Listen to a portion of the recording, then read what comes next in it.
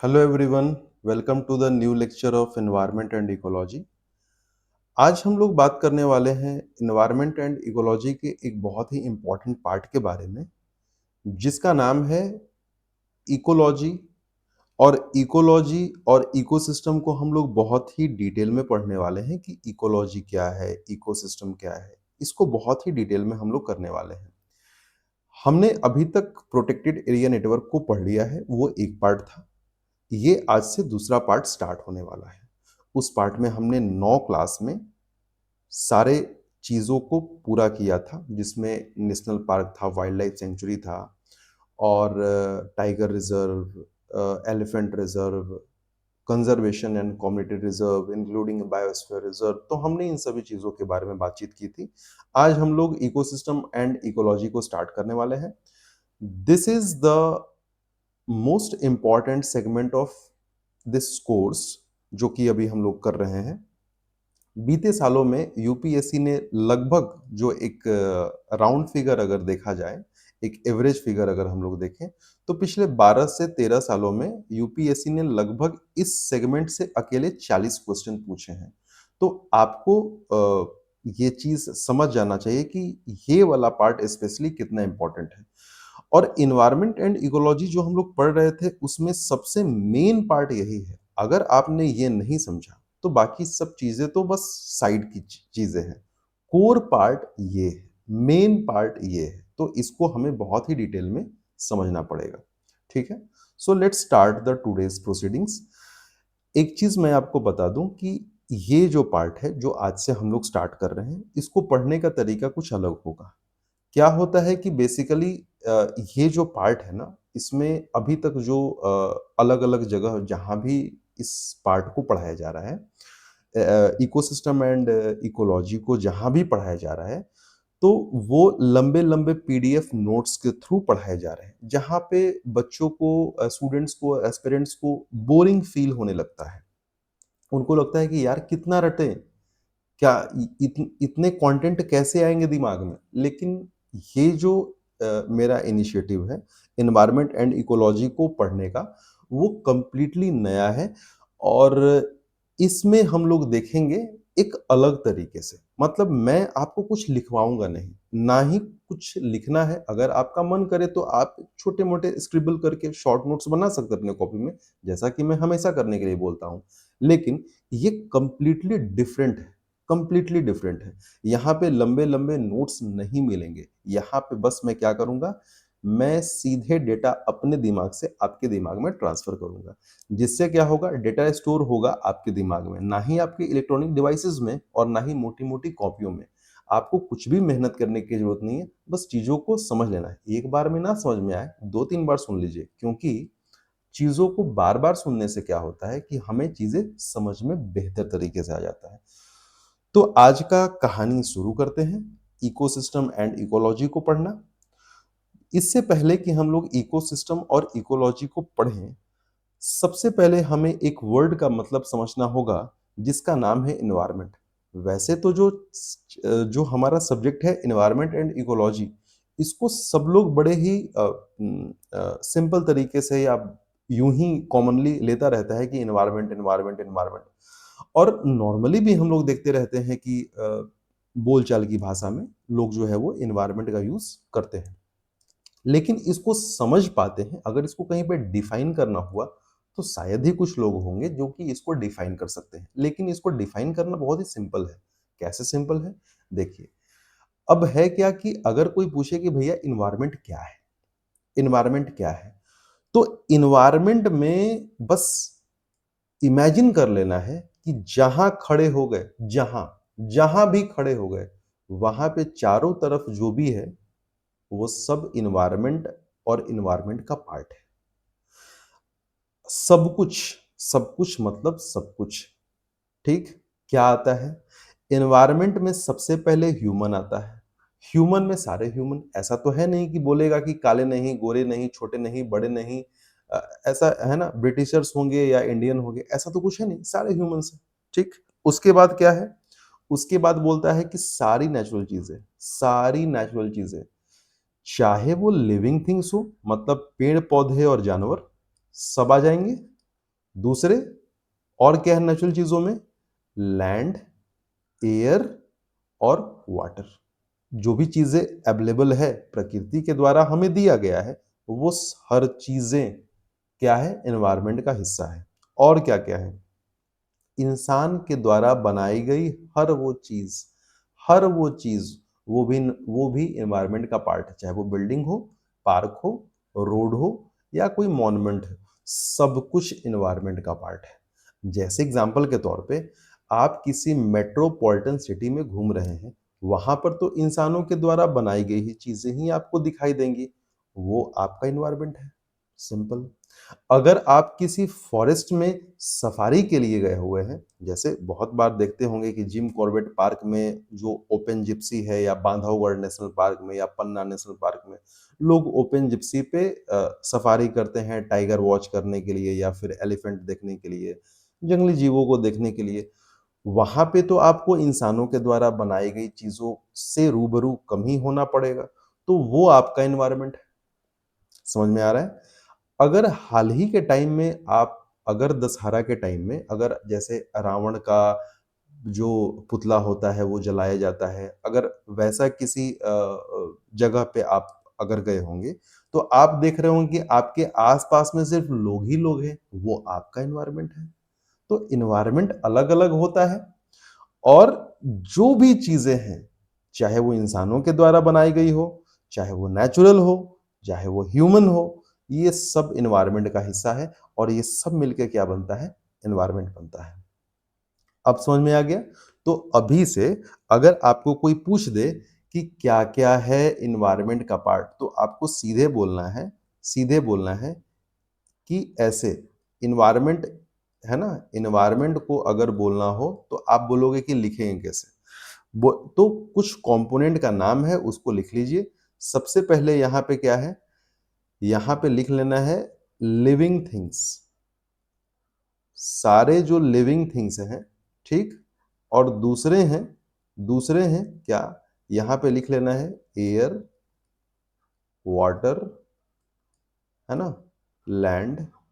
Land पे पाई जाने वाली जो भी चीजें, चाहे सॉइल हो गया, रॉक हो गया, ये सभी चीज इंक्लूडेड है, ठीक। उसके बाद यहाँ पे क्या है? ह्यूमन इटसेल्फ है, इंसान खुद है। और फिर क्या लिख देना है? मैन मेड थिंग्स, ठीक, मैन मेड थिंग्स। अब इतना आप अगर लिख देते हो तो आपका एनवायरनमेंट का डेफिनेशन क्लियर हो जाता है, और मैं ये उम्मीद करता हूं कि आपको अभी एनवायरनमेंट बहुत ही अच्छे से समझ में आ गया होगा, ये वर्ड समझ में आ गया होगा, ठीक है। ओके, अब आगे चलते हैं। इन्वायरमेंट समझ में आ गया, चलते आगे हैं, ठीक। नाउ दूसरी तरीके से समझ लीजिए, अगर वैसे नहीं लिखना है तो आपको लिखने के लिए भी सारे चीजें हैं यहाँ पे। देखिए, एनवायरनमेंट के नॉर्मली दो कंपोनेंट है, ठीक है। जैसे यहाँ पे हमने बात किया, इस वाले के इसके बारे में बात कर रहे हैं, नेचुरल। नेचुरल अभी हम लोग मैनमेड वाले को, अभी 1 मिनट, ह्यूमन 1 मिनट रुक जाइए। अब देखिए यहाँ पे, अब अगर इन्वायरमेंट देखा जाए और कुछ देर के लिए हम भूल जाते हैं कुछ देर के लिए कि जो मैनमेड चीजें हैं या ह्यूमंस हैं, तो सिर्फ अगर देखें तो इन्वायरमेंट में अगर जो नेचुरल चीजें हैं, वो नेचुरल चीजों को अगेन दो कैटेगरी में बांटा जाता है। दो कैटेगरी में क्या क्या है वो? सबसे पहले प्रोड्यूसर। प्रोड्यूसर किसी फिल्म के प्रोड्यूसर नहीं, प्रोड्यूसर जो खाना प्रोड्यूस करते हैं, खुद के लिए भी और सबके लिए। कौन? Plants, by the process of photosynthesis, आपको पता होगा, ठीक। उसके बाद जो जो खाना ये प्रोड्यूस करते हैं, उन खाने को कंज्यूम करते हैं, खाते हैं। कौन? एनिमल्स, इंक्लूडिंग अस, हम लोग भी कंज्यूमर्स, एनिमल्स। तो हमने देखा था वहां पे, तो है ना, जो भी लिविंग ऑर्गेनिज्म है या लिविंग थिंग्स है, उनको दूसरी भाषा में बोलते हैं बायोटिक। बायोटिक कंपोनेंट का मतलब पार्ट होता है, ये इन्वायरमेंट का बायोटिक पार्ट है। बायो मतलब लिविंग थिंग्स, ठीक है, या लाइफ। तो लिविंग ऑर्गेनिज्म समझ में आ रहा है? बायोटिक, बायोटिक, बायो से बना बायोटिक, लिविंग ऑर्गेनिज्म। तो उसमें प्लांट्स भी हैं, उसमें एनिमल्स भी हैं, और आप एक चीज और ऐड कर सकते हैं, माइक्रो ऑर्गेनिज्म। इनका काम क्या है? ये चीजों को डिकम्पोज करते हैं या रिसाइकिल करने का काम करते हैं। अगर ये ना होते तो दुनिया में वेस्ट ही वेस्ट पड़ा होता, चीजें रिसाइकिल होके फिर से हमारे एटमॉस्फेयर, एनवायरनमेंट में वापस नहीं जाती, और ये लाइफ जिस तरीके से लाइफ साइकिल चलता है वैसे ना चल पाता। ठीक है? तो एक बायोटिक मतलब लिविंग ऑर्गेनिज्म में ये तीन चीजें आपको ध्यान रखनी है। और एबायोटिक का मतलब है जो नॉन लिविंग थिंग्स या नॉन लिविंग कंपोनेंट है। कौन कौन है? लाइट है। अब नॉर्मली हम नेचुरल चीजों का बात करें तो सनलाइट तो कॉमन सा चीज है। उसके बाद टेम्परेचर है। टेम्परेचर, टेम्परेचर, दिन का टेम्परेचर, रात का टेम्परेचर, सर्दी का टेम्परेचर, गर्मी का टेम्परेचर, बरसात का टेम्परेचर। समझ में आ रहा है? एटमॉस्फेरिक गैसेस, मतलब एटमॉस्फेरिक गैसेस इतना कॉम्प्लेक्स दिक्कत नहीं है। एटमॉस्फेयर समझ रहे हैं? बहुत बढ़िया। वाटर, ठीक। एनर्जी, क्योंकि ये पूरा दुनिया, पूरे जो लिविंग थिंग्स हैं, ये सभी जो है वो एनर्जी पे डिपेंडेंट है, एनर्जी पे निर्भर है। अगर एनर्जी ना हो तो ये सब चीजें चलेंगी ही नहीं, ये सब चीजें होंगी ही नहीं। सभी चीजों के लिए एनर्जी चाहिए होती है। ठीक है? हम जो काम कर रहे हैं उनके लिए भी एनर्जी चाहिए, यहाँ तक कि प्लांट को खाना बनाने के लिए भी एनर्जी चाहिए। तो आपने ऑलरेडी पढ़ा हुआ है। तो ये पार्ट है। अगर यहाँ पे आपको थोड़ा सा भी अगर कंफ्यूजन हो इस नेचुरल पार्ट वाले में, तो आप यहाँ पे रेफर कर सकते हैं और इस चीजों को बहुत ही आसानी से आप समझ सकते हैं। ठीक है? नाउ आगे चलते हैं। तो अभी तक हमने इन्वायरमेंट को बहुत अच्छे से समझ लिया है। अब हम लोग बात करेंगे कि इस इन्वायरमेंट में और भी और क्या-क्या चीजें हैं। तो जैसा कि हमने बात किया था कि हमारे इन्वायरमेंट में एयर भी एक, मतलब एयर मतलब एटमॉस्फेयर भी एक पार्ट है, और क्या है? लैंड भी एक पार्ट है, और वाटर, हाइड्रोस्फीयर भी पार्ट है। तो atmosphere, lithosphere, lithosphere I hope कि आपने ज्योग्राफी में बहुत अच्छे से पढ़ा होगा। और अभी हम लोग एक ओवरव्यू देख लेते हैं कि जो इन्वायरमेंट है उसका पार्ट है, उसमें क्या-क्या चीजें आती हैं। सो फर्स्ट, तो ये है हमारा एटमॉस्फेयर। एटमॉस्फेयर में बेसिकली हमारा लेना देना होता है ट्रोपोस्फेयर से। मौसम संबंधित हर एक घटनाएं जो हैं वो यहीं पे घटती हैं, ट्रोपोस्फेयर में। ठीक है? ट्रोपोस्फेयर में। ठीक? Okay, good, okay. तो ये है ट्रोपोस्फेयर, ये स्ट्रेटोस्फेयर है, मेसोस्फेयर है, थर्मोस्फेयर है, एक्सोस्फेयर है। अलग अलग जगह जो है वो कहीं पे आपको आइनोस्फेयर मिलेगा। तो ये क्या है? ये जब हम लोग ज्योग्राफी पढ़ते हैं और ज्योग्राफी का जब क्लाइमेट वाला पार्ट पढ़ते हैं, तो उसके शुरुआती में बहुत ही डिटेल में हम लोग करते हैं ये वाला पार्ट है। यहाँ पे बस एक ओवरव्यू है, ये सब चीजें पार्ट है, तो इसलिए मैंने आपको बता दिया। ठीक है? बाकी अगर इस पे बात करें तो 2 घंटे की क्लास इस पे अकेले चल सकती है, क्योंकि सिर्फ इस पे, सिर्फ इस वाले पे और इन नामों को की अलग अलग लेयर्स में कौन कौन सी घटनाएं घटती हैं, ओजोन कहाँ पे मिलता है, ठीक है ना, उल्का पिंड कहाँ पे आके बर्न हो जाते हैं, ये सब चीजें। तो क्यों होता है ऐसा, कहाँ पे टेम्परेचर घटता है, कहाँ पे टेम्परेचर बढ़ता है, ये सब चीजें जो है वो, ठीक है। तो ये काफी डिटेल में पढ़ना होता है ज्योग्राफी का, जब हम लोग क्लाइमेट वाला पार्ट पढ़ते हैं तब वहां पे। ठीक, अभी आप एक ओवरव्यू। नाउ ये है आपका हाइड्रोस्फेयर। यहाँ पे कोई अलग अलग लेयर नहीं है, जस्ट आपके कन्वीनियंस के लिए ये है आपका हाइड्रोस्फेयर, है ना। ये जलीय जीव आप देख रहे हैं, गुड। नाउ ये सब पार्ट है, और उसके बाद लेयर्स ऑफ अर्थ। तो आपने तो बचपन से पढ़ाई होगा, इतना तो पढ़ाई होगा कि अर्थ का 3 पार्ट, क्रस्ट, मेंटल और कोर। फिर उसका जो है वो अलग अलग पार्ट होता है, इनर, आउटर, लोअर, अपर।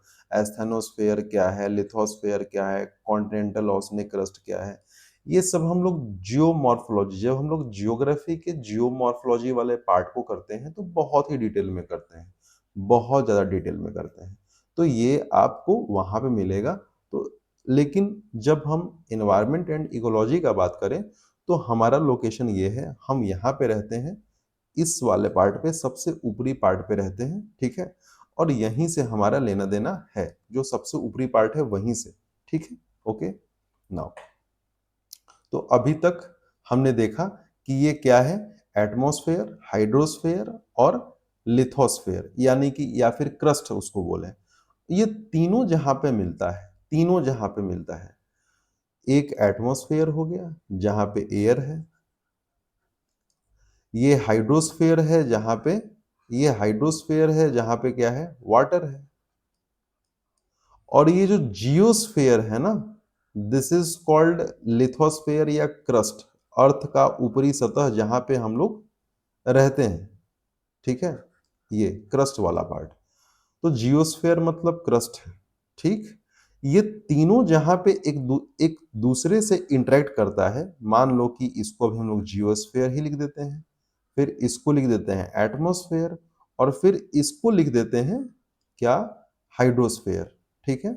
ये तो इस वाले पार्ट को थोड़ा सा मैं बड़ा कर देता हूं, इस वाले पार्ट को ये ऐसे करके, ठीक है? ये हो गया हाइड्रोस्फेयर। अब बात ये है कि तीनों जहां पे इंटरेक्ट करेगा ना, ये तीनों, तो ये वाला जो पार्ट है, ये वाला पार्ट, यहां पे एक जो चीज देख पा रहे हैं वो है बायोस्फेयर। बायोस्फेयर, इन तीनों के इंटरेक्शन से जो चीजें, अब देखिए यहाँ पे बायोस्फेयर में क्या है, ये ये लोग हैं, ह्यूमंस हैं, यहाँ पे एनिमल्स भी हैं, और ये कुछ मछली पकड़ने का काम कर रहे हैं। सिंपल सी बात है, सिंपल सी बात है कि यहाँ पे जो है वो जीव जंतु फल फूल रहे हैं, ग्रो कर रहे हैं, बहुत बढ़िया। तो हमने इन्वायरमेंट देखा, हमने इन्वायरमेंट का पार्ट देखा, और इन्वायरमेंट के पार्ट को डिटेल में देखा, कौन कौन से पार्ट मिलके क्या करते हैं, ये सभी चीजों को हमने अभी डिटेल में देखा है। नाउ मूव करते हैं आगे। अब बात करते हैं उसकी जिसके बारे में हम लोग बहुत टाइम से वेट कर रहे थे, इकोसिस्टम। क्या है भाई इकोसिस्टम? इकोसिस्टम क्या होता है, यही तो सीखना है, समझना है। तो आइए सीख लेते हैं क्या होता है। ये डेफिनेशन आपके लिए है, मन हो पढ़िएगा, नहीं मन हो मत पढ़िएगा, पहले समझ लेते हैं, फिर आप डेफिनेशन देख लीजिएगा। अब देखिए, सपोज कीजिए कि लैंड का एक हिस्सा है, धरती का एक हिस्सा है, पार्ट है, ये उसका टुकड़ा है, ठीक है? ये रीजन, एक क्षेत्र, कोई भी क्षेत्र ले लेते हैं, ये एक रीजन है, मैं लिख भी देता हूं कि ये एक सर्टेन रीजन है, ठीक? ओके, ये ठीक। इस रीजन में कलर कोडिंग अलग अलग है, इसलिए आप ध्यान देंगे। इस रीजन में क्या क्या है, यहां पे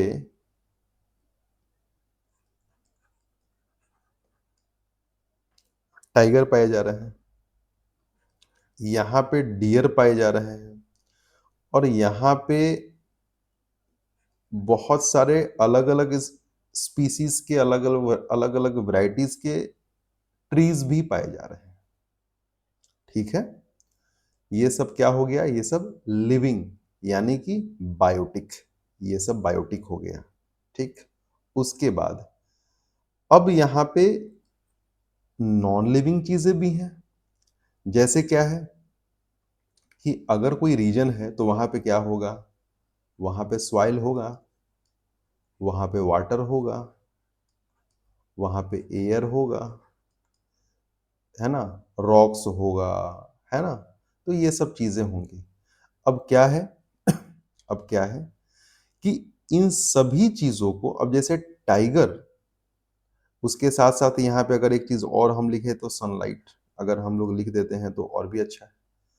तो अब एक चीज समझिएगा कि टाइगर अपने फूड के लिए डिपेंड कर रहा है डियर पे, डियर अपने फूड के लिए डिपेंड कर रहा है ट्रीज पे, और ट्रीज अपने अपने भोजन के लिए डिपेंड कर रहा है किन पे, इन सब चीजों पे, सॉइल हो गया, वाटर हो गया, सनलाइट हो गया, एयर हो गया, यहाँ तक कि डियर को भी एयर चाहिए, टाइगर को भी एयर चाहिए, टाइगर को भी वाटर चाहिए, डियर को भी वाटर चाहिए।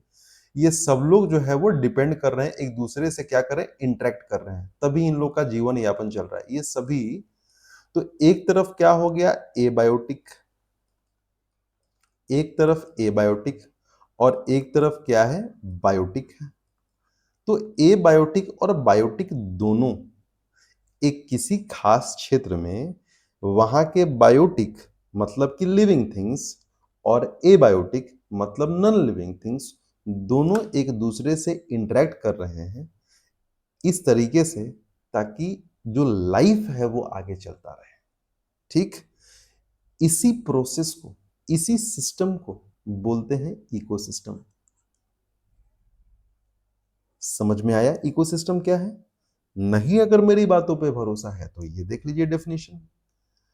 A community of living organism मतलब क्या, बायोटिक, जैसे प्लांट हो गया, एनिमल्स हो गया, ये क्या कर रहा है, इंटरेक्ट कर रहा है किससे, एबायोटिक फैक्टर से।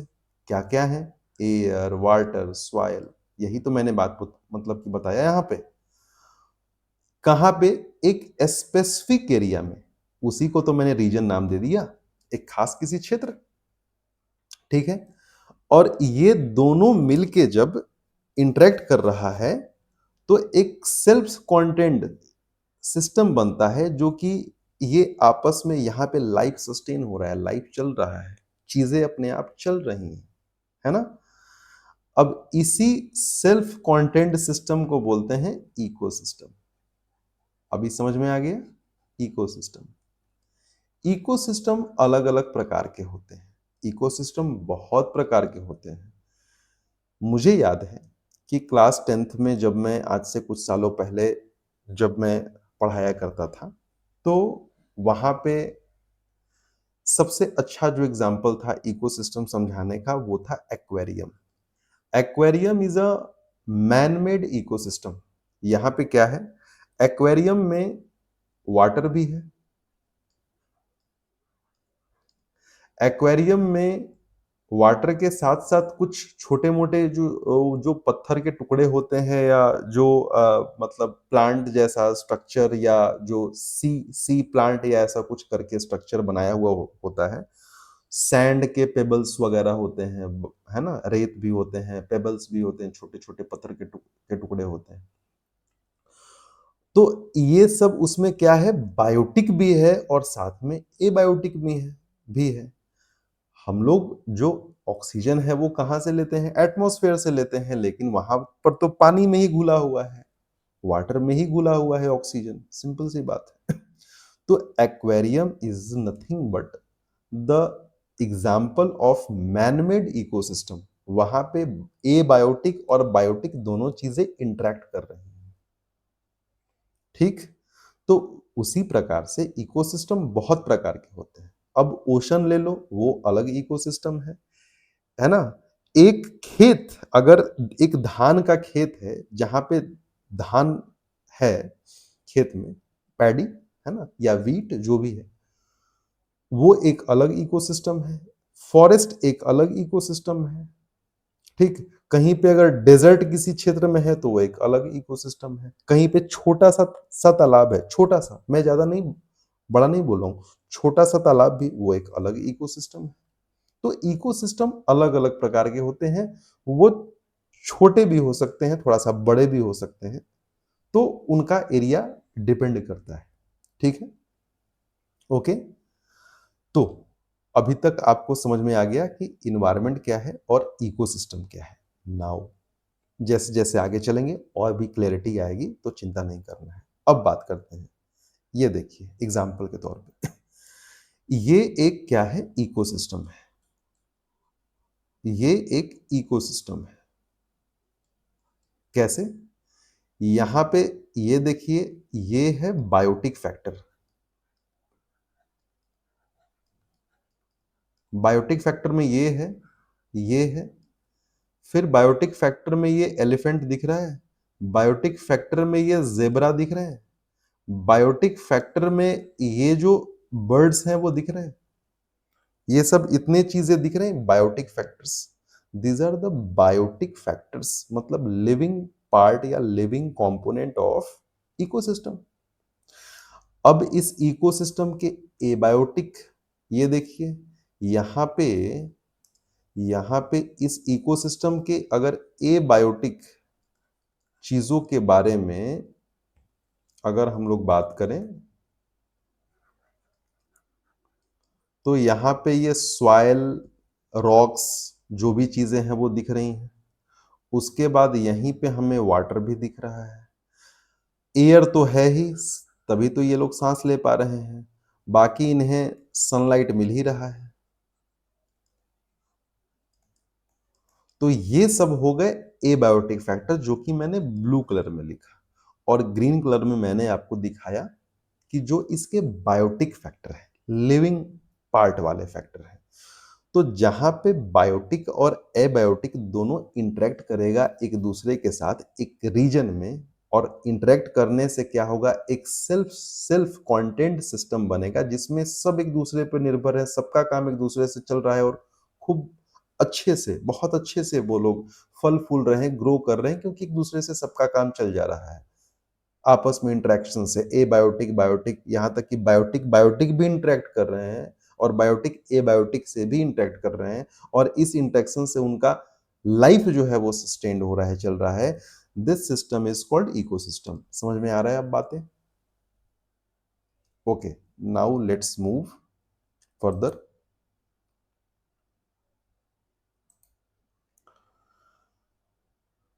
अब क्या है, इकोसिस्टम समझ गए, एनवायरनमेंट समझ गए। अब ये इकोलॉजी क्या है? आज तक नाम सुनते थे इकोसिस्टम, इकोलॉजी क्या है? कुछ नहीं है। इकोसिस्टम को पढ़ने, है ना, इकोसिस्टम, इकोसिस्टम के स्टडी को, अगर इकोसिस्टम को हम लोग स्टडी करते हैं, तो उस स्टडी को हम लोग बोलते हैं इकोलॉजी। इतना आसान था, बस इतना ही आसान था।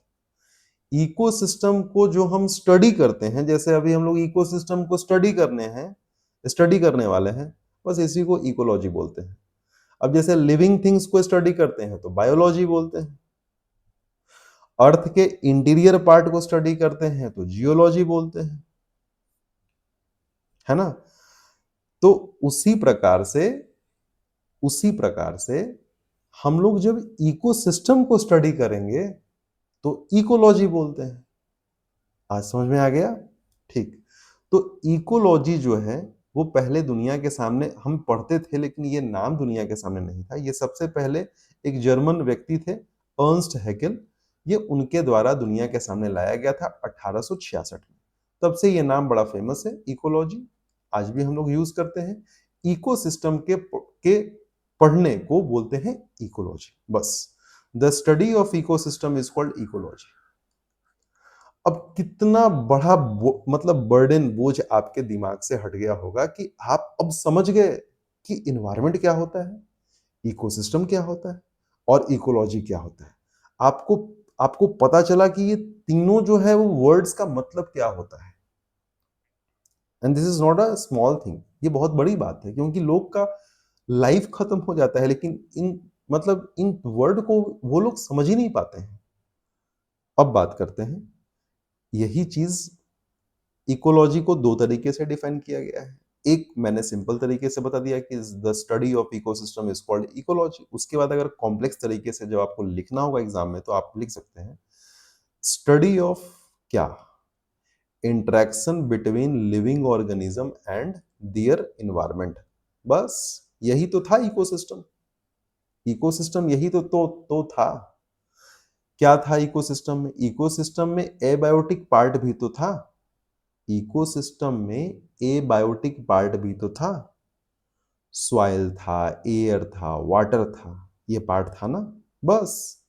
तो जो क्या है, लिविंग थिंग्स, मतलब कि बायोटिक वाला जो है, जब वो एबायोटिक के साथ क्या कर रहा है, इंटरेक्ट कर रहा है, और जब हम लोग इन सभी चीजों को स्टडी करेंगे, तो इस स्टडी करने के प्रोसेस को बोलते हैं इकोलॉजी।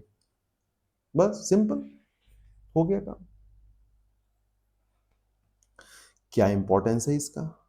इसका इंपॉर्टेंस है कि अगर हम लोग इकोलॉजी का क्या इंपॉर्टेंस है, तो इकोलॉजी के थ्रू मतलब study of ecosystem is called ecology. तो अगर हम लोग इकोसिस्टम को स्टडी करते हैं तो हमें पता चलता है कि हमारे पास जो नेचुरल रिसोर्सेज हैं जो कि बहुत ही सीमित मात्रा में है, उसका इफेक्टिव मैनेजमेंट कैसे करें जिससे सभी लोगों तक वो सही से पहुंच पाए और उसका जुडिशियस यूज हो, न्यायोचित इस्तेमाल हो। ठीक है। उसके बाद अगर हम लोग इकोसिस्टम को स्टडी करते हैं मतलब इकोलॉजी, इकोलॉजी के थ्रू हमें पता चलेगा कि हमारे इन्वायरमेंट का अभी स्टेटस क्या है। स्टेटस क्या है? क्या वो पॉल्यूटेड है बहुत ही ज्यादा? क्या वो सही है, अभी रहने लायक है?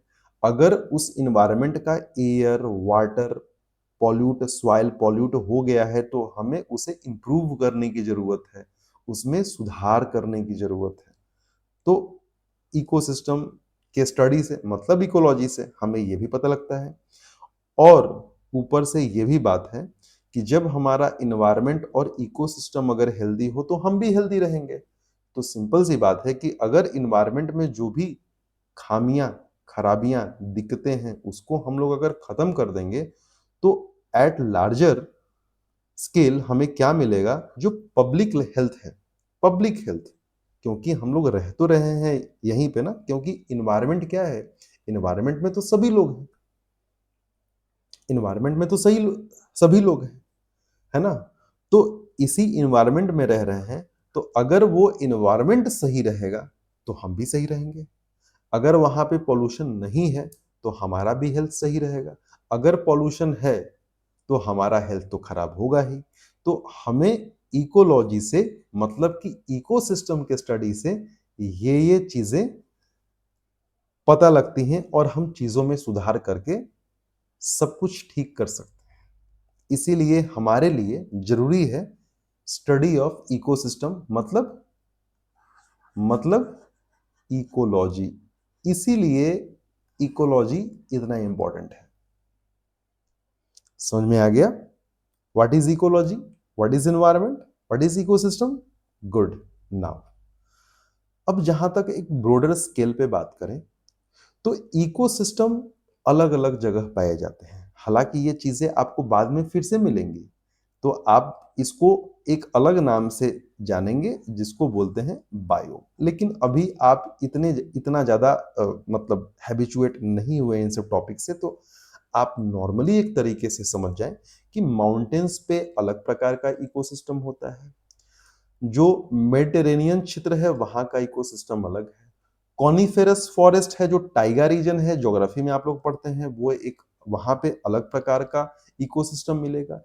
टेम्परेट फॉरेस्ट में वहां पे अलग इकोसिस्टम मिलेगा। ट्रॉपिकल रेन फॉरेस्ट है वहां का इकोसिस्टम अलग होगा, मतलब वहां का क्लाइमेटिक कंडीशन अलग होगा, वहां का वेजिटेशन अलग होगा, वहां पे जो पेड़ पौधे पाए जा रहे हैं उनका अलग अलग स्पीसीज होगा, है ना?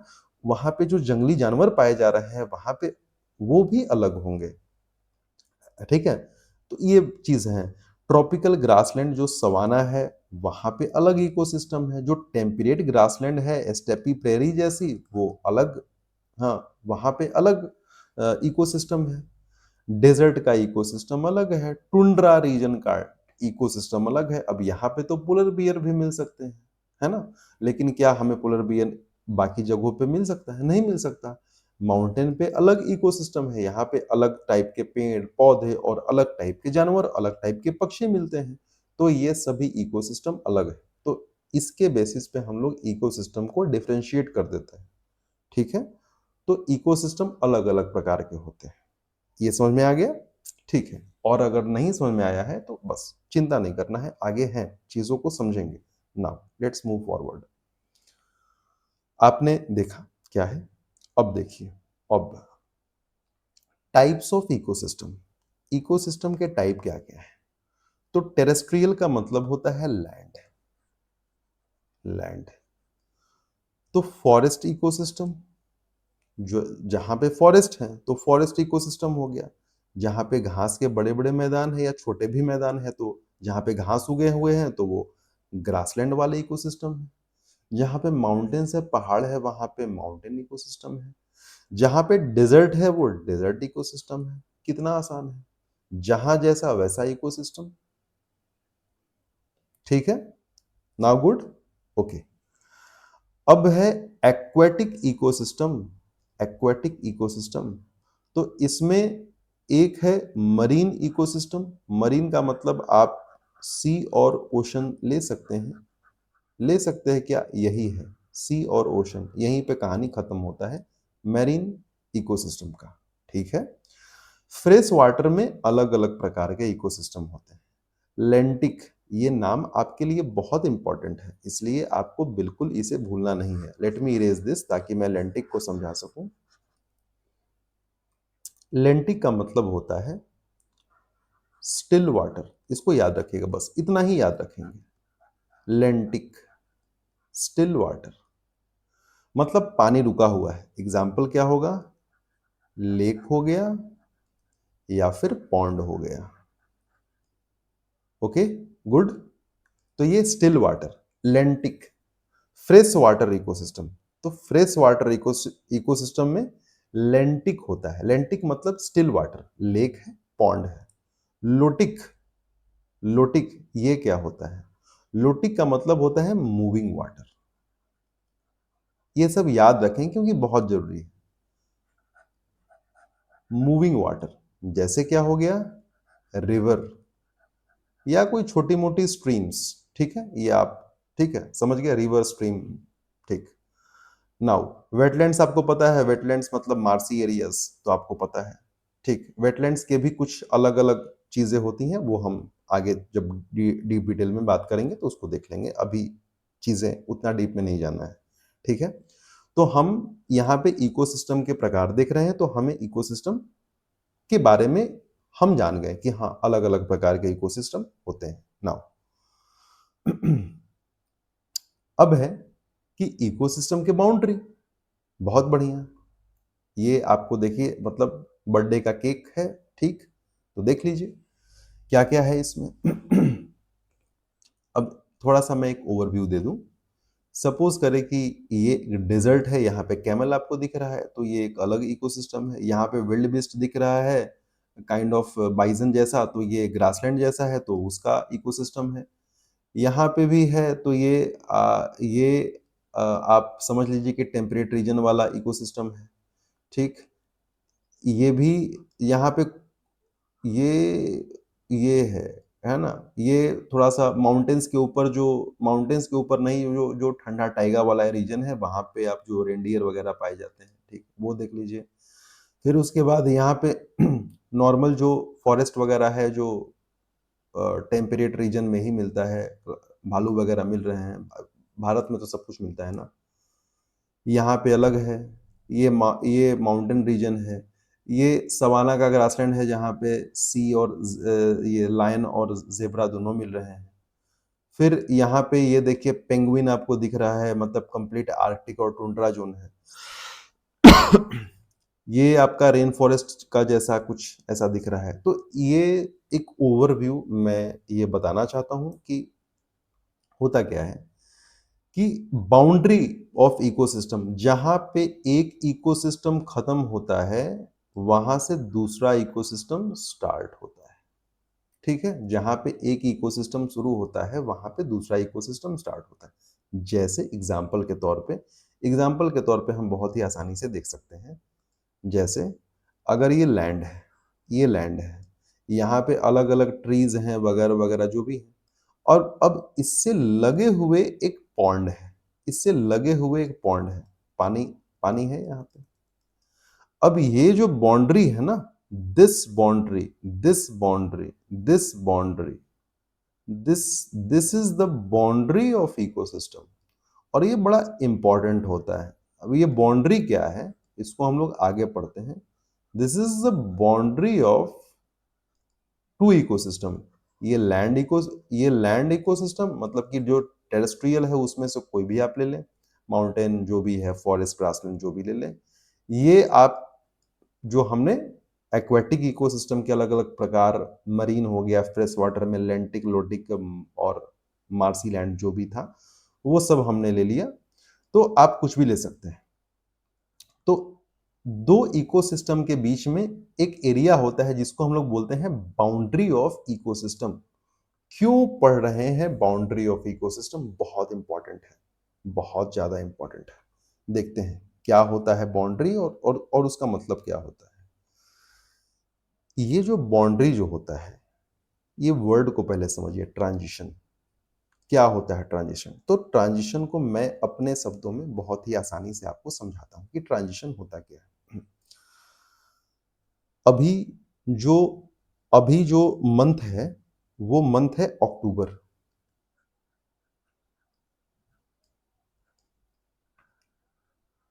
अक्टूबर अक्टूबर को पता है क्या बोला जाता है?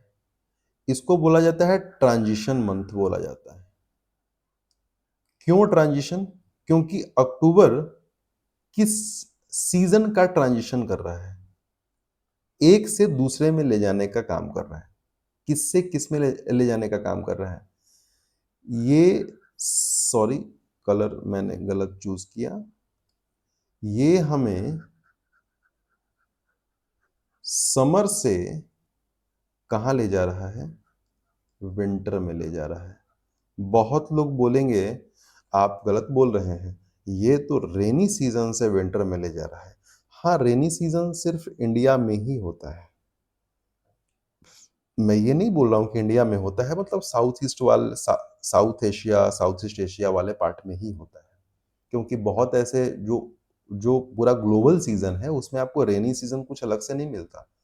वो समर है, विंटर है, ऑटम है और स्प्रिंग है। ठीक है? ये क्योंकि हमारे यहाँ का जो क्लाइमेटिक कंडीशन है वो मॉनसून टाइप है। इसलिए हमारे यहाँ एक स्पेशल टाइम आता है जिसमें बारिश बहुत ज़्यादा होता है, इसलिए हम लोग बोल देते हैं ये रेनी सीजन है। तो ठीक है, अगर आपकी बातों को भी अगर ले लें, तो हम लोग कह सकते हैं कि ये ट्रांजिशन पीरियड है कि हम लोग रेनी सीजन से विंटर सीजन की तरफ जाते हैं। तो इसको बोलते हैं ट्रांजिशन पीरियड। मतलब कि एक खत्म हुआ और एक शुरू हुआ। ट्रांजिशन जोन क्या होता है? ट्रांजिशन जोन वो होता है जहां पे एक खत्म हो रहा होता है और दूसरा शुरू हो रहा होता है। वाह क्या बात है! मतलब ये जो अक्टूबर है, यहाँ पे गर्मी या बरसात जो भी आपको बोलना है बोल लो, वो खत्म हो रहा होता है और विंटर शुरू हो रहा होता है। इसीलिए अक्टूबर को बोलते हैं ट्रांजिशन पीरियड। ठीक है? या transition month in terms off season अगर हम लोग बात करें तो। ठीक? तो ट्रांजिशन जोन समझ में आया। अब आपको समझ में आ गया होगा कि ट्रांजिशन जोन का बात क्या है। मतलब ट्रांजिशन जोन वो होता है, सपोज करें ये ग्रीन वाला पार्ट है लैंड का और ये ब्लू वाला पार्ट है वाटर का। अब ये मैं बना देता हूं ट्रांजिशन जोन रेड से। ये ये ये इसीलिए मैंने बोला था कि दो इकोसिस्टम, ये लैंड वाला इकोसिस्टम है और ये वाटर वाला इकोसिस्टम है, एक्वेटिक। ठीक है? ठीक है? इन दोनों के बीच में बाउंड्री है और ये जो बाउंड्री जो है ना, यहां पे है ट्रांजिशन जोन। यहां पे है transition zone. This transition zone is called ecotone. Wow! इसको बोलते हैं ecotone.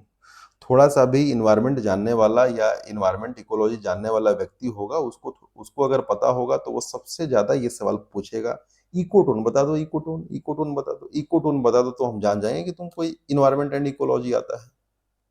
This is ecotone. Ecotone is nothing but the transition zone between two different ecosystem। Definition लिख लीजिए। Ecotone is the transition zone between two ecosystem. एक ecosystem ecosystem one और ये ecosystem to, दोनों के बीच में जो बाउंड्री है और जो ट्रांजिशन जोन है जहां पे एक खत्म हो रहा है और दूसरा शुरू हो रहा है, इसी को बोलते हैं इकोटोन। ठीक है? अब समझिए, ये देखिए, ये जो इंटरटाइडल जोन है, ये इंटरटाइडल, एक है सेलो टाइडल, छोड़ दी, इसको छोड़ देना देना है, और ये है सुपर सुपर टाइडल, इसको भी छोड़ देना है, छोड़ दीजिए इसको। हमारा काम बस इतना है कि हम जो इंटर टाइडल, ये वाला जो पार्ट है, ये वाला पार्ट है, ये वाला पार्ट है, ठीक है, ये वाला पार्ट है, यहां पे हमें क्या दिख रहा है? ये वो पार्ट है जहां पे ओशन खत्म हो रहा है और यहां से धीरे धीरे लैंड का कुछ पार्ट जो है वो शुरू हो रहा है। समझ में आ रहा है? और धीरे धीरे धीरे धीरे एक टाइम ऐसा आया कि यहाँ पे अब ओशन खत्म हो गया और लैंड जो है वो क्या हो गया? शुरू हो गया। यहाँ से लैंड शुरू हो गया।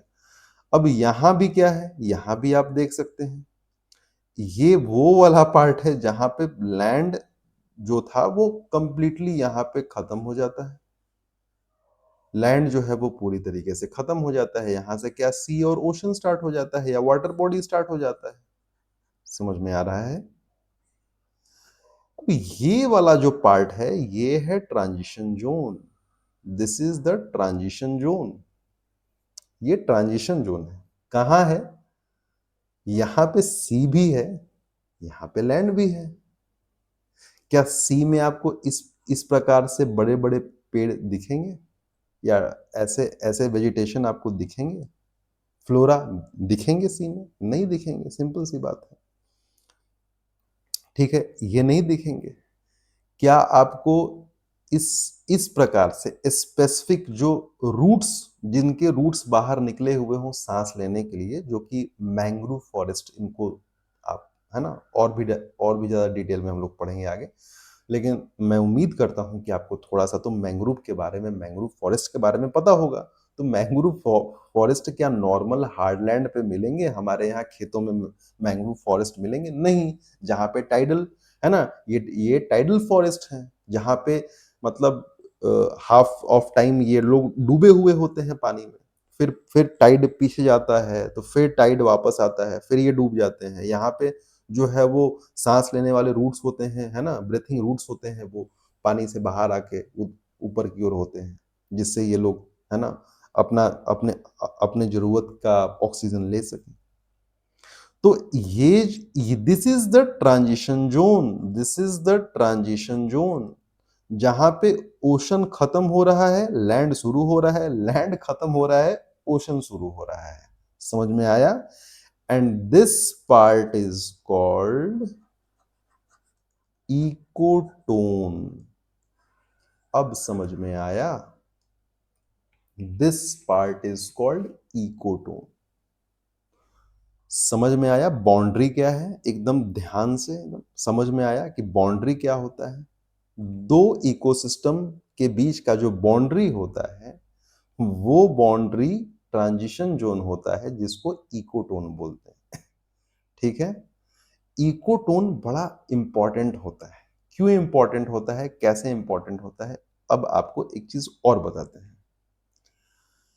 ये जो बाउंड्री जो होता है, जिसको हम लोग बोलते हैं इकोटोन या ट्रांजिशन जोन, यहां पे सबसे बड़ा जो प्रॉपर्टी होता है वो ये होता है कि यहां पे डबल मजा डॉट कॉम होता है। ये क्या बोल रहे हैं आप? हाँ, डबल मजा डॉट कॉम कहने का मतलब है यहां पे यहां पे लैंड और सी के मुकाबले ज्यादा स्पीसीज रहते हैं, ज्यादा वैरायटी ऑफ एनिमल्स रहते हैं, ज्यादा ज्यादा variety of flora and fauna पाए जाते हैं। Exactly exactly. कैसे? यहां पे क्योंकि इस जगह पे पानी भी है और लैंड भी है, दोनों है। एक, दोनों खत्म हो रहा है और थोड़ा सा आगे जाने के बाद दोनों शुरू भी हो रहा है। सिंपल सी बात है। तो यहां पे क्या होगा? यहां पे सबसे पहले एक्वेटिक एक्वेटिक एनिमल्स या थिंग्स या लिविंग थिंग्स, है ना, जो एक्वेटिक लिविंग थिंग्स हैं, ठीक, ये भी यहां पे पाए जाएंगे। और उसके साथ साथ जो जमीन पे टेरेस्ट्रियल, जो जमीन पे रहने वाले जीव हैं, वो भी यहां पे पाए जाएंगे इस रीजन में। और यहां पे इस प्रकार के स्पीसीज पाए जाएंगे जो लैंड पे भी रह रहे हो और पानी में भी रह रहे हो। यहाँ पे वैसे स्पीसीज पाए जाएंगे, यहाँ पे दोनों मिलेंगे। कुछ लैंड वाले मिल जाएंगे, कुछ पानी वाले मिल जाएंगे, कुछ ऐसे मिल जाएंगे जो दोनों पे रहते हो, पानी में भी रहता हो और जमीन पे भी रहता हो, दोनों मिल जाएंगे। इसलिए ये जो एरिया है इकोटोन वाला, वहां पे वेरी रिच डाइवर्सिटी होता है। मतलब कि डाइवर्सिटी के मामले में बहुत ही रिच होता है। यहाँ पे अलग अलग स्पीसीज पाए जाते हैं in terms of flora and fauna. Ecotone, ecotone समझ लिया, ट्रांजिशन जोन समझ लिया, है ना। अब क्यों ये इंपॉर्टेंट होता है, तो जो बाउंड्री होता है, अब देखिए मैं कितने प्रकार से आपको समझाने का प्रयास कर रहा हूं। यहां पे देखिए, ये एक अलग इकोसिस्टम है, ये है ecosystem. Let me change the colour ताकि थोड़ा सा चीजें और सही से आपको, ये है इकोटोन वन, नहीं इकोटोन वन नहीं, इकोसिस्टम। ये है इकोसिस्टम वन। क्या है? एक्वेटिक है,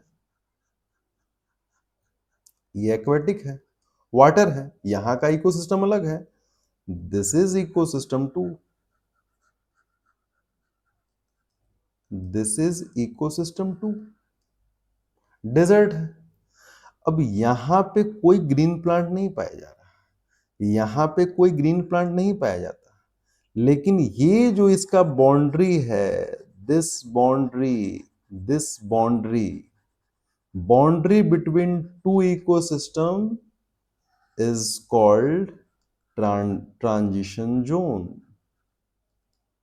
transition zone, and this transition zone is called ecotone, and this ecotone is diverse in species, चाहे वो फ्लोरा हो चाहे वो फाउना हो। यहाँ पे अलग अलग प्रकार के जीव जंतु और पेड़ पौधे मिलेंगे, क्योंकि यहाँ पे दोनों का दोनों का मिल के पावर आ रहा है। जब दो लोगों का पावर एक साथ मिलेगा तो कुछ नया ही बन जाएगा। This is called transition zone. और क्योंकि इकोसिस्टम वन और इकोसिस्टम टू दोनों के मिलने से, दोनों का जो किनारा है मिला, और जब इकोटोन हुआ तो उस इकोटोन वाले जोन में एक अलग प्रकार का चीज देखने के लिए मिलता है, that is called edge effect. किनारे पे है ना, एक्वेटिक का भी किनारा है और डेजर्ट का भी किनारा है, तो वहां पे कुछ नया हो रहा है। This this is called edge effect. तो एज इफेक्ट भी आपको समझ में आ गया कि एज इफेक्ट क्या होता है। जब दो अलग अलग इकोसिस्टम मिलते हैं और उनका जो बाउंड्री होता है, that is called transition zone. That transition zone is called ecotone, and that place contain wide varieties of flora and fauna, and that result in edge effect। मैंने डेफिनेशन भी बोल दिया, आप नोट डाउन कर सकते हैं। अभी तक सब कुछ क्लियर है? Everything is good? नाउ अब बात करें कि एक नया टर्म है जो कि नॉर्मली लोग नहीं पढ़ाते हैं, लेकिन मुझे लगा कि मुझे ये चीजें कवर करनी चाहिए। So what is ecological footprint? अभी तक जो भी चीजें हैं उसको हमने काफी डिटेल में देखा है। So let's move toward the next topic, that is called ecological footprint. क्या होता है? तो देखो, इकोलॉजिकल फुटप्रिंट में हम लोग कुछ नहीं करते, ये इसमें हम लोग क्या करते हैं कि कंपेयर करते हैं, चीजों को कंपेयर करके मेजर करने का प्रयास करते हैं। कैसे? इकोलॉजिकल फुटप्रिंट में एक है कि कितनी तेजी से हम लोग नेचुरल रिसोर्सेज को कंज्यूम कर रहे हैं, और जब नेचुरल रिसोर्सेज को हम लोग कंज्यूम करते हैं तो उसे वेस्ट तो निकलेगा। जैसे एग्जांपल के तौर पे, let me make it more simple.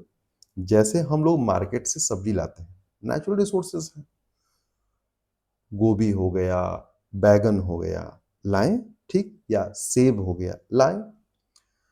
हम लोग जब खाना बनाते हैं, खाते हैं, तो ऑटोमेटिकली हम लोग देखते हैं कि हमारे पास एक वो जो ब्लैक वाला पॉलीथीन है, पॉली बैग है, उसमें हमारे पास जो वेस्ट होता है, गार्बेज बैग है, उसमें वेस्ट होता है, कूड़ा-कचरा, उसके जो छिलके होते हैं या जो भी हम खाना बनाते हैं उससे कुछ, तो वो चीज़ें हमारे पास ऑलरेडी भरी पड़ी हुई होती हैं।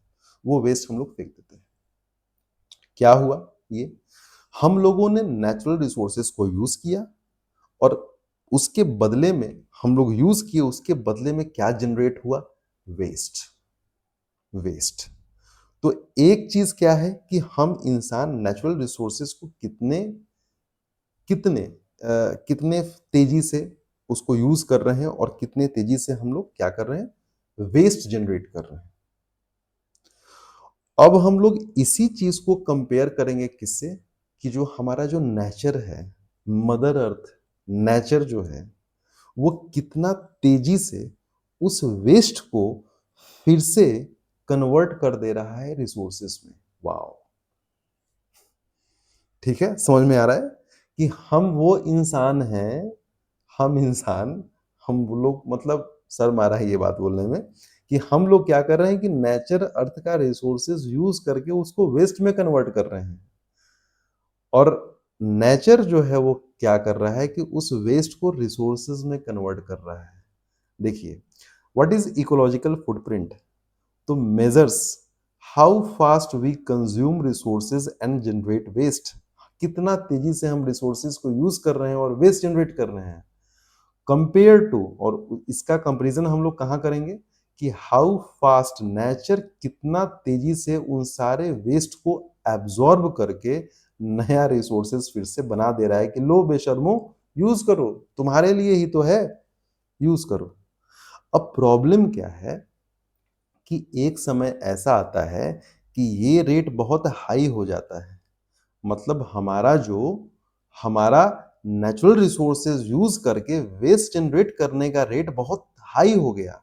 लेकिन दूसरी तरफ नेचर का जो कैपेसिटी है, क्षमता है, वेस्ट को रिसोर्स में कन्वर्ट करने का, वो रेट जो है वो क्या है, वो डाउन हो गया। क्योंकि नेचर को हमने ऑलरेडी, सारे पेड़ काट रहे हैं, नदियां सूख रही हैं, नेचर को हम लोगों ने ऑलरेडी कमजोर कर दिया है। तो नेचर का कैपेसिटी तो हम लोग कमजोर खत्म करते ही रहे हैं, तो ये कम हो जाएगा। जिससे क्या होगा कि हमारे इसका रिजल्ट क्या होगा कि इस कंपैरिजन से हमें हमें हमें पता चलेगा कि हमारा इकोलॉजिकल फुटप्रिंट क्या है, कि कितना फास्टली हम लोग नेचुरल रिसोर्सेज को वेस्ट में कन्वर्ट कर पा रहे हैं। और वो जो वेस्ट है उसको नेचर जो है वो क्या कर रहा है, उस वेस्ट को नेचर उतनी तेजी से रिसोर्सेज में कन्वर्ट नहीं कर पा रही है। तब इससे सीधे सीधे क्या होगा, जो हमारा इन्वायरमेंट है उसको क्या होगा, वो पॉल्यूट होगा और उसको डैमेज पहुंचेगा। और अगर इन्वायरमेंट को डैमेज पहुंचेगा तो अल्टीमेटली क्या होगा, हम जो बेशर्म ह्यूमंस हैं, हम भी मतलब साथ साथ बर्बाद होंगे।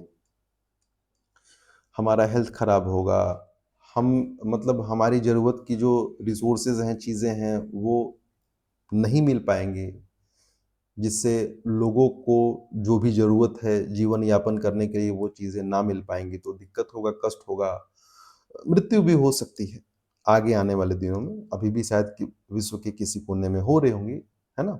ये हम लोग को देखने के लिए मिलता ही है। This is called ecological footprint. ये बहुत इंपॉर्टेंट है, आने वाले दिनों में इसका रेलेवेंस बढ़ेगा इस टॉपिक का, इसलिए मैंने इसको यहाँ पे इंक्लूड किया है। So now let's move forward. उम्मीद है अभी तक आपको समझ में आ रहा होगा। अब बात क्या है कि हम जो इंसान हैं थोड़े से बेशर्म हैं, लेकिन कोई बात नहीं, हैं तो हम लोग, कोई बात नहीं, ठीक है, जैसे भी हैं, वी आर ह्यूमन। तो जो हम ह्यूमन हैं, तो हम ह्यूमन के साथ इंटरेक्ट करते हैं।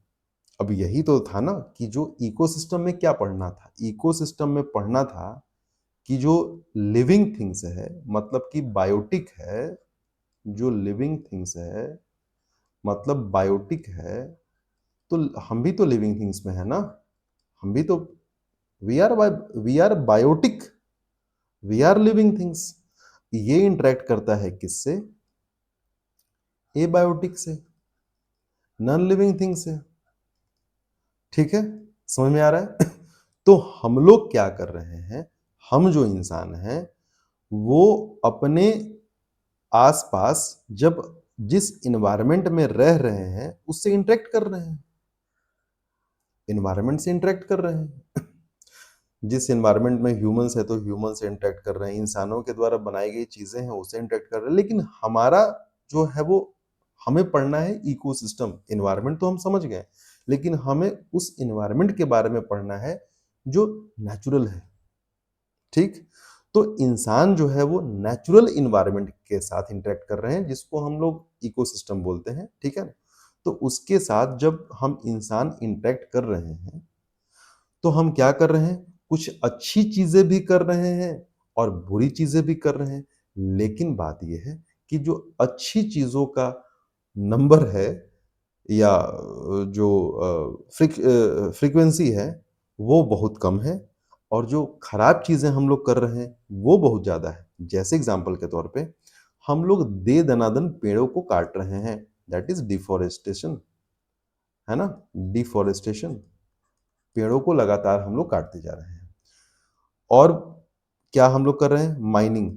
कहीं भी डायनामाइट लगाया या एक्सप्लोज़िव लगाया और वहाँ से कुछ आयरन ओर निकाल रहे हैं, कोयला निकाल रहे हैं, कहीं से गोल्ड माइनिंग हो रहा है, डायमंड माइनिंग हो रहा है, ठीक है? ये सब चीज़ें, तो माइनिंग कर रहे हैं। उससे क्या हो रहा है? हम लोग नेचर को नुकसान ही पहुँचा रहे हैं। तो ये हो गई बुरी चीज़ें, जो हम लोग नेचर के साथ इंटरैक्ट कर रहे हैं, तो नेचर के साथ जो हमारा इंटरैक्शन है, उसमें ये बुरी चीज़ें हैं, ठीक? अच्छी चीज़ें क्या हैं कि कुछ अच्छे लोग भी हैं, वो क्या करते हैं, वो केमिकल फर्टिलाइज़र का यूज़ ना करके अगर घर में कुछ जो वेजिटेबल स्क्रैप्स हैं या जो पेड़ के पत्तियाँ हैं, उनका यूज़ करके या अगर उनके घर में कोई जानवर हैं, जैसे गाय, भैंस, तो उनका डंग का, गोबर का यूज़ करके वो लोग कंपोस्ट बनाते हैं और उसी को अपने फार्म में, खेतों में यूज़ करते हैं ताकि नेचर को कम से कम नुकसान पहुँचे, नेचर को इवन और फ़ायदा पहुँचे। तो ये अच्छी चीज़ें हैं, लेकिन अच्छी चीज़ें करने वाले लोग बड़े कम हैं और खराब काम करने वाले लोग या जो फ्रीक्वेंसी है वो बहुत ज़्यादा है। इससे क्या होता है कि हमारे नेचर को काफ़ी ज़्यादा नुकसान पहुँच रहा है। तो ये है हमारे एनवायरनमेंट, ये हमारा इंटरैक्शन जो कि हम एनवायरनमेंट के साथ करते हैं। तो अगर हमारा इंटरैक्शन एनवायरनमेंट के साथ अगर पॉज़िटिव वाला हो गया होगा तो हमारे एनवायरनमेंट को फ़ायदा पहुँचेगा और हमारा एनवायरनमेंट और बेहतर बनेगा। लेकिन अगर हमारा जो इंटरेक्शन है वो ये सब नेगेटिव वाला रहेगा तो हमारा एनवायरनमेंट डिग्रेड करेगा, रिसोर्सेज बहुत तेजी से खत्म होंगे और एक समय ऐसा आएगा कि हम इंसान तड़प-तड़प के मरेंगे रिसोर्सेज के अभाव में। ना साँस लेने के लिए ऑक्सीजन मिलेगा पर्याप्त मात्रा में, ना पीने के लिए सही पानी मिलेगा, सब खत्म। ठीक है? तो ह्यूमन इंटरेक्शन, ह्यूमन और एनवायरनमेंट का इंटरेक्शन है, ये आपने देख लिया। नाउ अब इस टॉपिक के बाद ज़्यादा कुछ बचता नहीं है आज की क्लास में। थोड़ा-सा हम लोग और देख लेते हैं, उसके बाद एक बेसिक ओवरव्यू, एक स्टार्ट है। डिटेल में बहुत सारी चीज़ों को हम लोग करेंगे। तो इकोलॉजिकल हायरार्की, इसको देख लेते हैं। तो हमने पढ़ा था शुरू से बायोलॉजी में कि देखो भाई, सबसे पहले होता है क्या? सेल होता है। सेल के बाद क्या बनता है? टिश्यू बनता है। टिश्यू के बाद क्या बनता है? टिश्यू मिलके ऑर्गन, ऑर्गन के बाद क्या होता है? ऑर्गन सिस्टम बनता है, ठीक? और ये सारे ऑर्गन सिस्टम मिलके क्या बनते हैं? ह्यूमन या कोई इंडिविजुअल बनता है या फिर इंडिविजुअल बनता है, ठीक है? इंडिविजुअल में कोई भी स्पीशीज़ हो सकता है, जैसे एक हाथी भी हो सकता है, शेर भी हो सकता है, तो ये सब हम लोग देखते आए थे।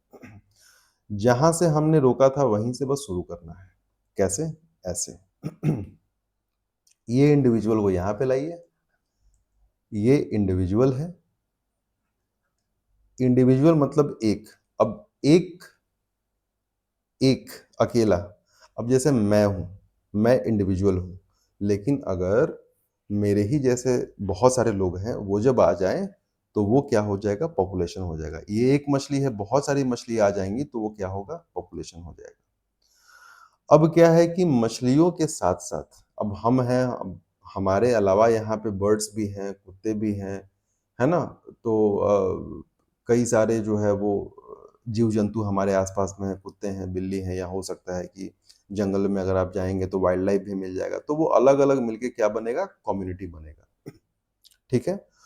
और जब वो सारे लिविंग थिंग्स के कम्युनिटी जब एबायोटिक चीज़ों के साथ इंटरैक्ट करेंगे तो उसको बोलते हैं इकोसिस्टम।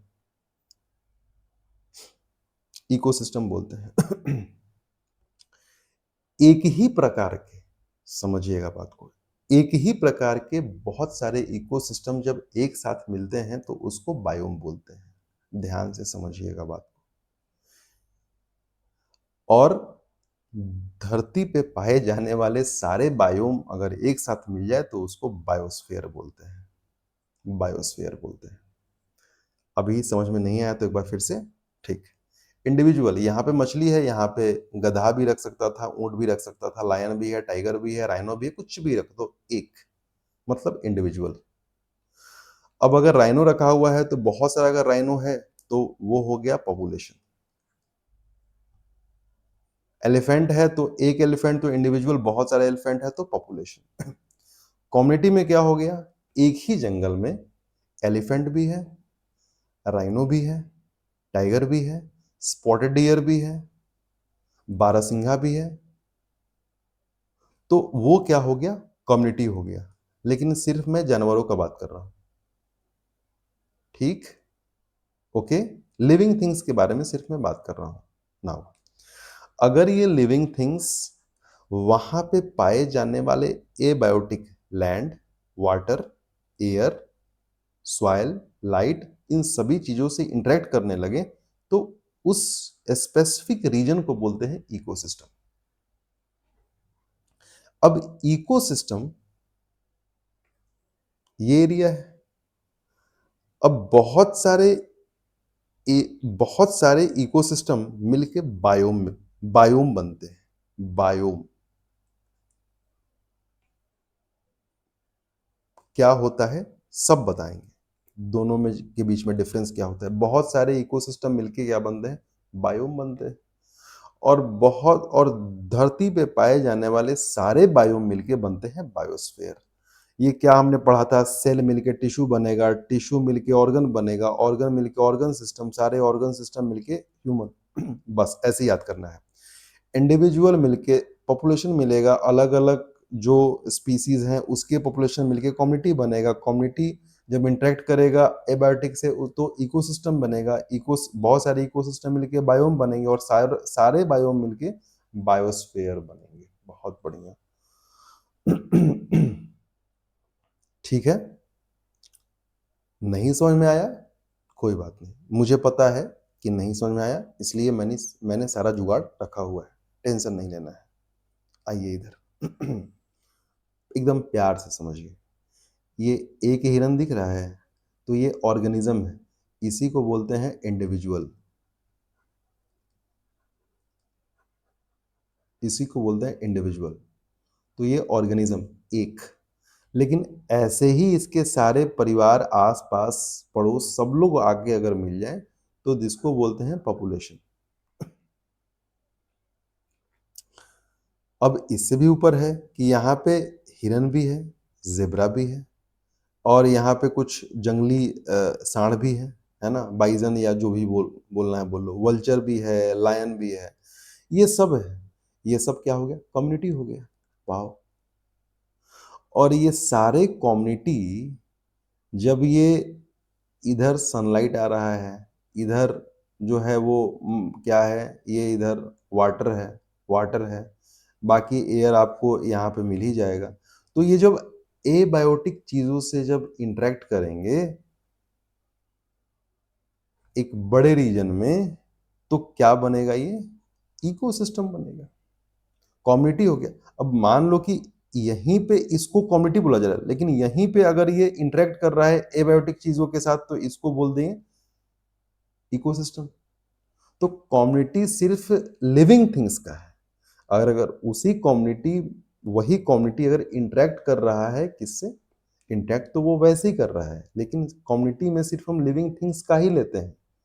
लेकिन अगर इकोसिस्टम का ले तो कम्युनिटी यानी कि लिविंग थिंग्स के साथ साथ जो नॉन लिविंग थिंग्स मतलब एबायोटिक चीजें हैं, उसको भी इंक्लूड करना पड़ेगा, तब बनेगा इकोसिस्टम। आप तो बोले थे कि सब समझाएंगे, लेकिन यहाँ पे बायोम तो है ही नहीं। पहले बायोम को आपने गायब कर दिया और बायोस्फीयर को ला दिया। कुछ नहीं है, टेंशन नहीं ले, इतना तक समझ गए। इंडिविजुअल, पॉपुलेशन, कम्युनिटी, और कम्युनिटी को अगर इंटरेक्ट करवा दो एबायोटिक चीजों से तो बन गया इकोसिस्टम। अभी तक ठीक है? आगे समझ लेते हैं क्या होता है। आइए, आपके लिए सारी व्यवस्था है। बायोम सबसे पहले समझिए, बायोम क्या होता है। मैंने शुरू में ही बोला था कि बायोम को समझना है। तो सवाना, तो सवाना एक बहुत बड़ा रीजन है। सवाना अफ्रीका में भी पाया जाएगा, सवाना ग्रासलैंड अफ्रीका में भी पाया जाएगा, सवाना ग्रासलैंड इंडिया वाले पार्ट में भी पाया जाता है। जब आप ज्योग्राफी पढ़ेंगे तो आपको मिलेगा। डेजर्ट अफ्रीका में भी है, डेजर्ट ऑस्ट्रेलिया में भी है, डेजर्ट इंडिया में भी है, डेजर्ट पाकिस्तान में भी है, डेजर्ट सऊदी अरब में भी है, ईरान में भी है, इजराइल में भी है। डेजर्ट तो सब जगह है। तो दिस इज कॉल्ड डेजर्ट। तो ये है बायोम, डेजर्ट। लेकिन अब यही डेजर्ट अगर थार में, अगर थार डेजर्ट है जो कि इंडिया में है, तो वो एक रीजन है, वो एक क्षेत्र है, उसको बोलेंगे इकोसिस्टम। पाकिस्तान में तो वो एक अलग इकोसिस्टम है, इजराइल वाला अलग इकोसिस्टम है, वो अलग इकोसिस्टम है। अफ्रीका वाला अलग इकोसिस्टम है। ये बातें हैं। टेम्परेट फॉरेस्ट, अब टेम्परेट फॉरेस्ट यूरोप में भी है, इंडिया में भी है।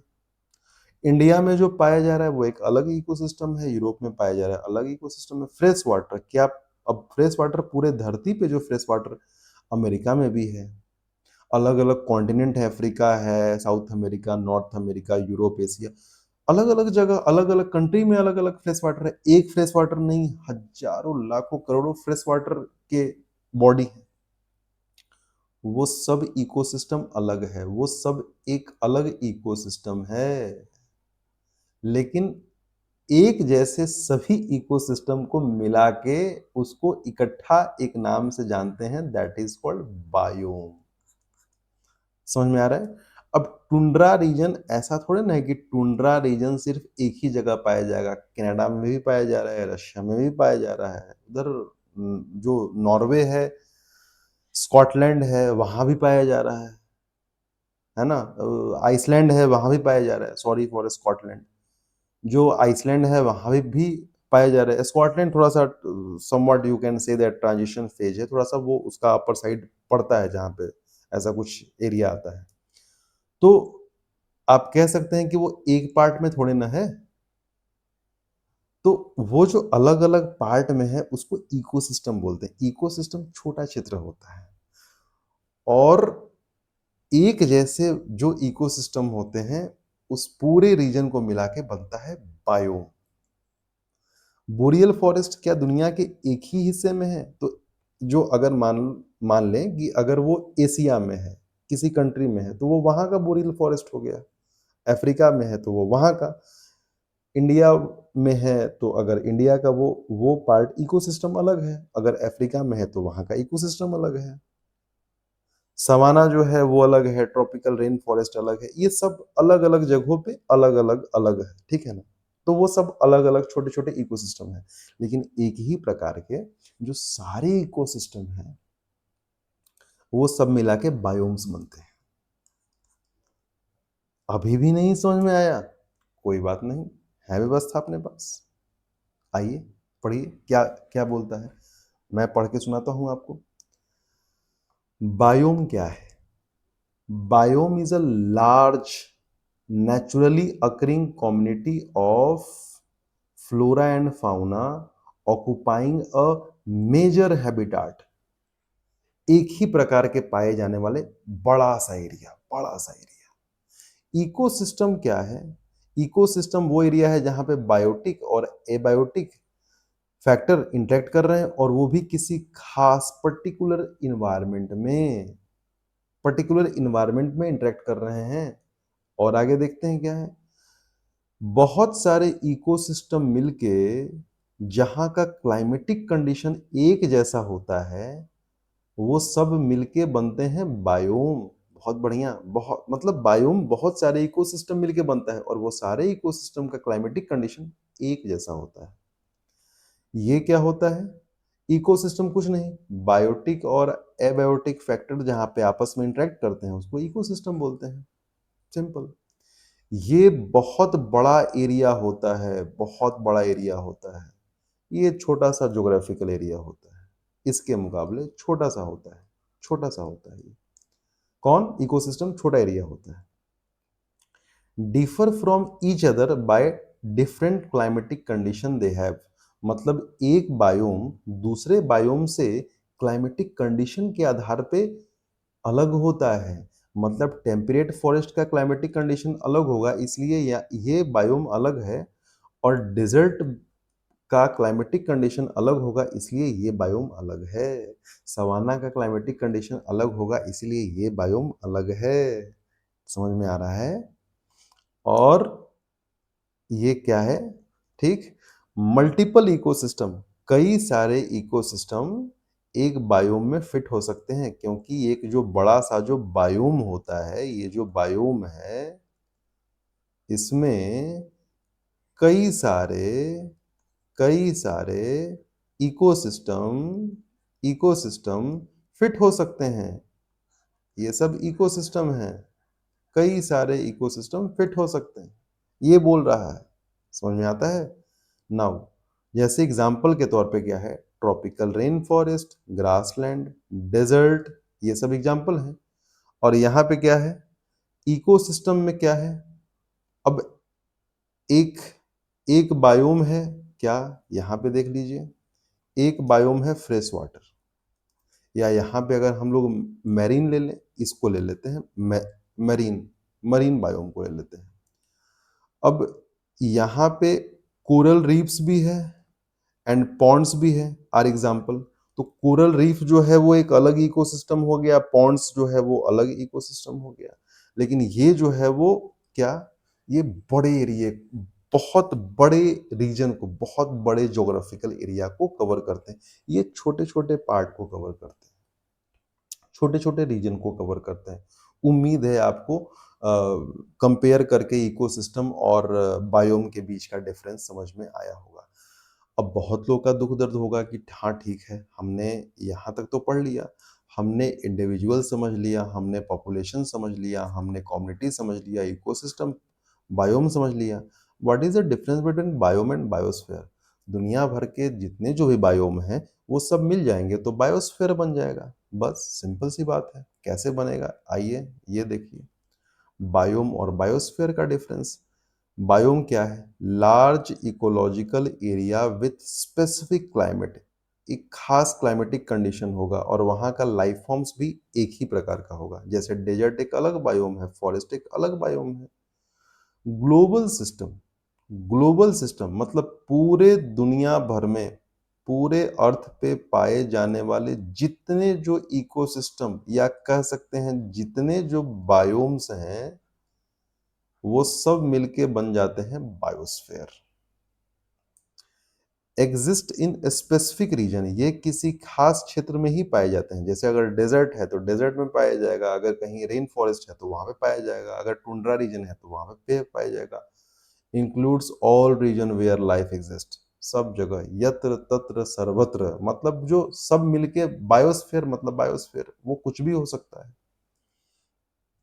Focuses on smaller ecosystem in one area, focuses on similar, क्या स्मॉलर मैंने बोला, सॉरी फॉर दैट, ये किसी भी क्षेत्र में पाए जाने वाले, जैसे मैंने बोला कि इजराइल में भी डेजर्ट है, सऊदी अरब में भी डेजर्ट है, इंडिया में भी है, सहारा अफ्रीका में भी है। तो किसी भी एरिया में पाए जाने वाला एक जैसे इकोसिस्टम पे ये फोकस करता है। इसको बायोस्फीयर को फर्क नहीं पड़ता, ये दुनिया भर में जितने प्रकार के, जितने टाइप के, जितने वैरायटी ऑफ इकोसिस्टम है, सब इसमें आते हैं बायोस्फीयर में, सब सब मिल जाते हैं। तो this is the basic difference between biosphere and biome. So आज हमने बहुत ही डिटेल में एक स्टार्ट किया है और हम लोग अगले क्लास से, अगले लेक्चर से बहुत ही डिटेल में पढ़ेंगे और सब चीज़ों को किस प्रकार से इकोसिस्टम काम करता है। तो उम्मीद है कि आप ये लेक्चर जब आप देखेंगे तो आपको बहुत हद तक क्लैरिटी मिलेगा कि इकोलॉजी कैसे पढ़ते हैं, what is ecosystem, what is ecology, what is environment and what is the different hierarchy जो है, जो अभी हमने देखा। सो ओके, और बाकी कोर्सेज़ के लिए आप नीचे डिस्क्रिप्शन में देख सकते हैं, वहाँ पे ज्योग्राफी बहुत अच्छे से चल रहा है, ज्योग्राफी ऑप्शनल बहुत ही अफोर्डेबल प्राइस में with EMI facility geography optional है। और उसके साथ-साथ साइंस एंड टेक है, मेंस आंसर राइटिंग का भी प्रैक्टिस कर सकते हैं, बहुत ही सब अफोर्डेबल रेट्स में है। आप डिस्क्रिप्शन में जाके वेबसाइट पे भी जा सकते हैं, चेक कर सकते हैं, और ऐप में आपको रजिस्टर करना पड़ेगा, रजिस्टर करने के बाद आपको सारे कोर्सेज़ देखने के लिए मिल सकते हैं। Okay, so thank you.